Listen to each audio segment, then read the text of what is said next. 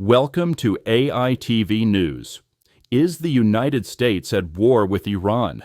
That's the question being asked across the country after President Donald Trump ordered military airstrikes on 3 of Iran's nuclear facilities. The White House called the attack a necessary, limited, and targeted strike. But the action, taken without approval from Congress, has ignited a fierce constitutional debate. This isn't just about Iran.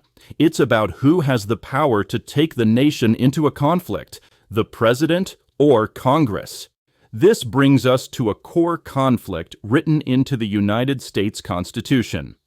The White House argues that the president has the authority to order such a strike under Article 2 of the Constitution, which names the president the commander-in-chief of the military. Supporters of this view say the president has the power to direct United States forces to protect American interests. The Department of Justice has argued that bombing 3 nuclear sites does not legally constitute a war that would need congressional approval. However, many lawmakers and legal experts disagree. They point to Article 1 of the Constitution, which gives Congress the sole power to declare war. They argue that a strike of this magnitude is an act of war, not a minor operation. A key exception that allows a president to act alone is to defend against an imminent threat or repel a sudden attack. Critics say that standard was not met in this case. At the center of this debate is a law passed in 1973 called the War Powers Resolution. It was created after the Vietnam War to limit the president's ability to enter into a war without congressional consent. The law has 3 main requirements. First, the president must consult with Congress before taking military action whenever possible. Second, the president must formally notify Congress within 48 hours of the action. And third, military forces must be withdrawn after 60 days unless Congress authorizes the mission.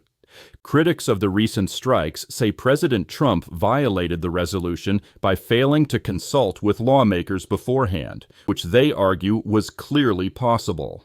This is not the first time a president has used military force without a formal declaration of war from Congress. President Bill Clinton ordered airstrikes in Yugoslavia, and President Barack Obama authorized strikes in Libya, both of which drew criticism from Congress.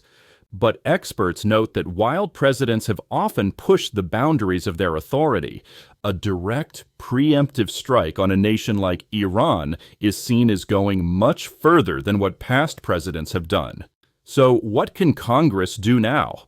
Lawmakers have a few options. Bipartisan groups in both the House and Senate have introduced resolutions to reassert Congress's authority and potentially block further United States involvement. Congress also holds the power of the purse, meaning it could try to restrict funding for military actions against Iran that it hasn't approved.